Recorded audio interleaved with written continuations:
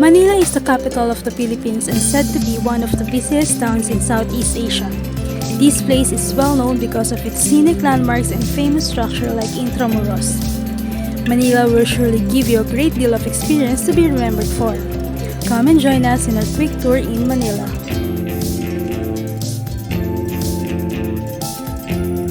Personally, I have visited this place for quite a lot of times already, and its appearance evidently evolved from time to time.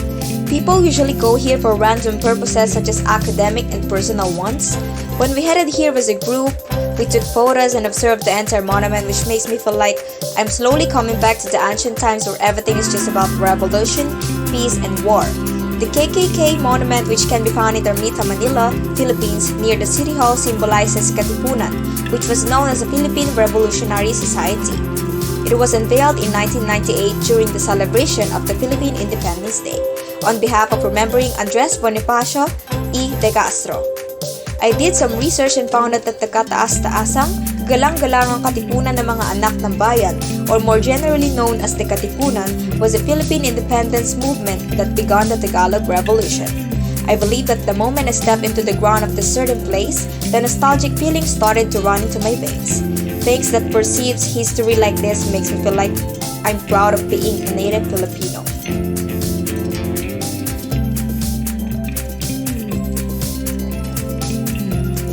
San Agustin Church, on the other hand, is number 2 on our list. So after taking photos at the KKK shrine, we left and went to Intramuros via the underground path because it's inside the pit. We arrived at our second location, which is located on the left side of the street in General Luna Street, Intramuros, Manila, after a few minutes of walking and chatting. Well, I was a little excited as soon as we walked in the door, because it was my first trip there, and thinking about all the historical events that took place there made me feel privileged just to be there. Also, when we were there was a wedding going on, and I had never been to a wedding before, so I felt honored to witness such a moment. Additional information for the San Agustin Church is that the current structure is the third Augustinian church to be built on the property.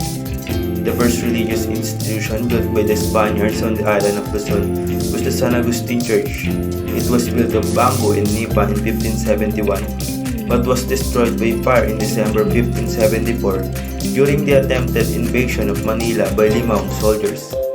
A second wooden structure built on the same site was destroyed in February 1583 by a fire started when a candle burned drapes on the funeral bier during ceremonies for Spanish Governor General Gonzalo Ronquillo de Peñalosa.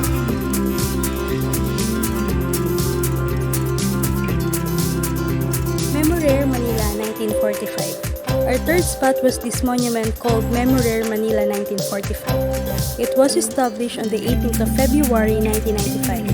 If you're new to this place, you will just appreciate its beautiful and peaceful surroundings because of the trees and the flowers around it. But once you've read and know about this place, you will get to know what this monument really is for. This Memorare, Manila, 1945 is dedicated to those innocent victims of war that were killed with more than 100,000 defenseless civilians during the Battle of Liberation of Manila between February 3 and March 3, 1945. They were nameless and mainly victims of heinous acts perpetrated by the Japanese Imperial Forces. It happened during the World War II, which was the most brutal episode in the history of Asian Pacific. The place was calming because of the open air, but the story behind it was really heartbreaking. Innocent people, including children, don't deserve this kind of act, but what else can we do? It already happened in the past. We all just need to pray for their souls to rest at peace totally.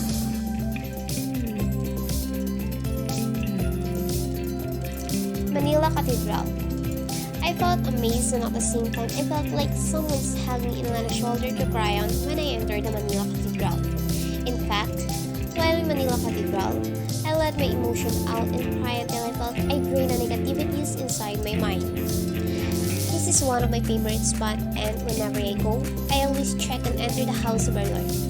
Because whenever I'm inside of any cathedral, I felt that I am fine and there's no need to be ashamed for, and let me say what I want and surrender everything.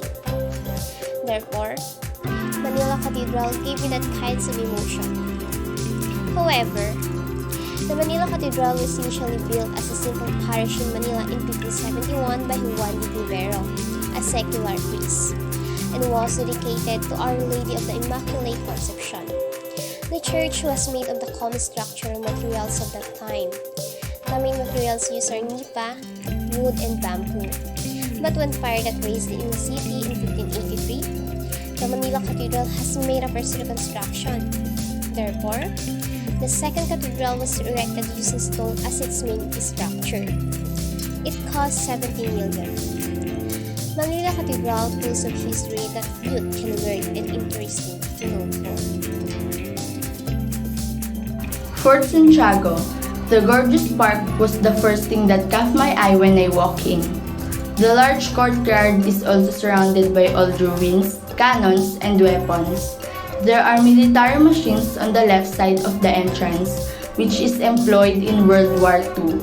After crossing the channel, there is a smaller courtyard, which is regarded one of Manila's most beautiful gardens, from where one can enjoy the great view of the Pasig River and the Rizal Shrine Museum, which is dedicated to our national hero. Not far away is the memorial to the 600 Japanese soldiers who were buried in a mass grave during World War II. As I entered, I felt strange and creeped out because so many people died there. I believe it was the calm that was the cause.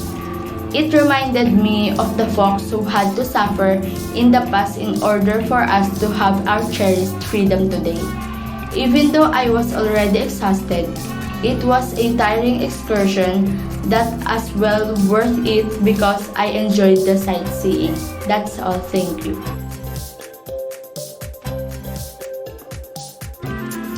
Plaza de Armas.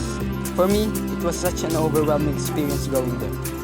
To think that I get to stand on one of the most historical places here in Manila. It's truly an amazing experience. It is the only green space in Fort Santiago, surrounded by eye-catching plants and of course the fort's historic ruins. I enjoyed it so much because I went there with my group mates who are now my friends. We were mesmerized by the things we saw and the things we discovered as we were wandering around Intramuros. I'm lost at words. I can only say that I will treasure this experience for life.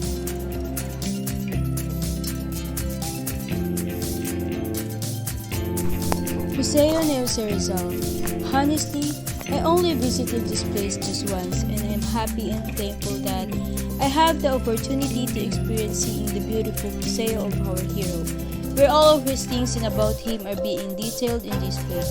It's really enjoyable knowing the history of our heroes, especially him, because it gives us more knowledge and it inspires me as a student as well. People usually visit this place for a purpose, maybe for academic purposes or just want to take photos. The Museo Jose Rizal was built in 1953 and modernized in 2013. Museo Jose Rizal Fort Santiago is a museum dedicated to the life work of Jose Rizal. The museum exhibits artifacts serving as vistas to the life achievements and last hours of the national heroes such as personal effects, sculptural pieces, and facsimiles of select writings. The life of Jose Rizal was a truly inspiring story, not just an ordinary story of a Filipino, but a story of a very intelligent and talented Filipino who is ready to sacrifice his whole life just to give freedom and peace to his family and own nation.